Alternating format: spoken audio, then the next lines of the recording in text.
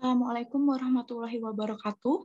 Perkenalkan, nama saya Bella Oktaviana Putri, NPM 212207071, mahasiswa S1 Transfer Kebidanan, Fakultas Kesehatan Universitas Jenderal Ahmad Yani, Yogyakarta. Di sini saya akan menjelaskan terkait materi yang sudah saya rangkum untuk memenuhi tugas mikrobiologi. Di sini judul materi yang saya ambil adalah TBC atau tuberkulosis. Langsung saja, yang pertama di sini ada definisinya,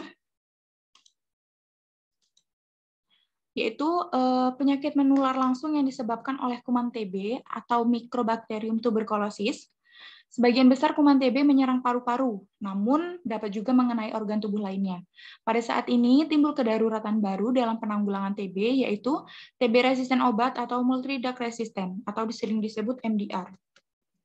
Kemudian bagaimana terjadinya penularan penyakit TB? Di sini ada gambar salah satu orang yang terinfeksi penyakit TB dan di tengah-tengah kerumunan orang lain yang belum terinfeksi. Yang pertama, jika seorang pasien berbicara, meludah, batuk, atau bersin, maka kuman-kuman TB yang berada di dalam paru-parunya akan menyebar ke udara. Kemudian kuman tersebut dapat terhirup oleh orang lain yang berada di sekitar pasien, lalu kumannya dapat menularkan pada orang-orang yang secara tak sengaja menghirupnya. Dalam waktu 1 tahun, satu orang penderita TB dapat menularkan penyakitnya pada 10-15 orang di sekitarnya. Di sini ada gambaran bakterinya yang lebih menyerang paru-paru. Lalu di sini ada triad atau segitiga epidemiologi. Yang pertama ada host. Hostnya itu manusia, bisa berdampak semua umur yang bisa tertular TB paru. Ada kelompok resiko tinggi, yaitu usia produktif, penderita HIV, perilaku merokok, dan penyakit yang merusak sistem kekebalan tubuh. Kemudian ada agen, yaitu bakteri itu sendiri, Mycobacterium tuberculosis. Bakterinya berbentuk batang dengan ukuran panjang 1-4 UM dan tebalnya 0,3-0,6. Digolongkan dalam basil asam. Lalu kemudian environment-nya, kondisi lingkungan rumah seperti tidak adanya sinar ultraviolet, lalu tidak ada ventilasi udara yang baik, suhunya lembab, dan kepadatan penghuni rumahnya juga berpengaruh.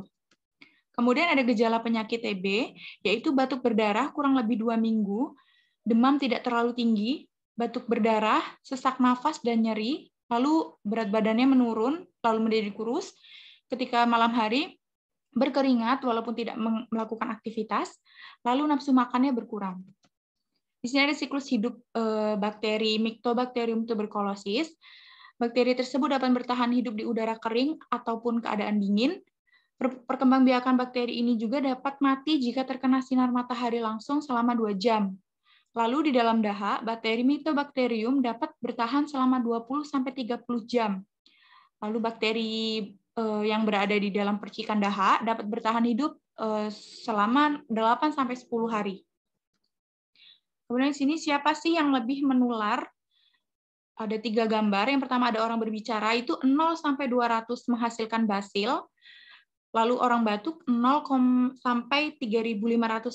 basil. Orang bersin 4.500 sampai 1 juta basil. Kemudian ada diagnosis TB.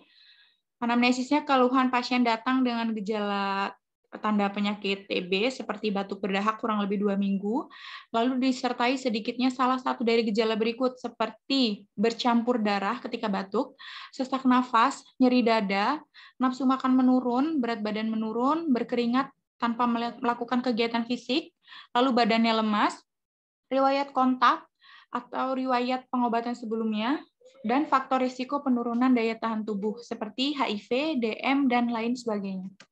Kemudian di sini ada pencegahan tuberkulosis, yaitu salah satu langkah untuk mencegahnya menerima vaksin BCG. Di Indonesia, vaksin ini termasuk dalam daftar imunisasi wajib dan diberikan sebelum bayi berusia 2 bulan. Bagi yang belum pernah menerima vaksin BCG, dianjurkan untuk melakukan vaksin bila terdapat salah satu anggota keluarga yang menderita TBC. Di sini ada pencegahannya, minum obat teratur bagi yang sudah terinfeksi, lalu menutup mulut saat batuk, bersin dengan tisu atau sapu tangan, dan tidak membuang dahak sembarangan. Jikapun harus membuang dahak, buanglah ke tempat yang lebih aman, seperti ke lubang WC. Lalu menjaga ventilasi udara kamar atau rumah dengan baik. Lalu di sini ada pengobatan TBC. Prinsip utama pengobatan TBC adalah patuh untuk minum obat selama jangka waktu yang dianjurkan dokter. Apabila berhenti minum obat sebelum waktu yang dianjurkan, obat penyakit TB akan diderita penyakit tersebut menjadi kebal terhadap obat-obatan yang diberikan. Hal ini terjadi dan TBC makin berbahaya dan sulit diobati. Di sini ada contoh-contoh obatnya. Yang pertama ada rifampicin, isoniazid, pyrazinamide, etambutol, dan streptomycin. Lalu di sini ada hasil dari pengobatan, yaitu bisa jadi sembuh, di mana bakteriosis positif menjadi negatif di akhir pengobatan, lengkap, yaitu pengobatan lengkap tetapi hasil akhir pengobatan tidak diketahui, bisa jadi gagal, dahak tetap positif, atau kembali positif pada bulan kelima atau lebih, atau hasil dahak menunjukkan resisten obat. Bisa dikatakan meninggal, bisa dikatakan oleh sebab apapun meninggalnya, atau loss to follow up, putus obat, yakni pasien TB yang tidak minum obat atau berhenti obat secara terus-menerus selama 2 bulan. Lalu tidak dievaluasi, tidak diketahui hasil akhir pengobatan termasuk pasien yang berpindah. Sekian presentasi yang dapat saya sampaikan, kurang lebihnya saya mohon maaf. Wassalamualaikum warahmatullahi wabarakatuh.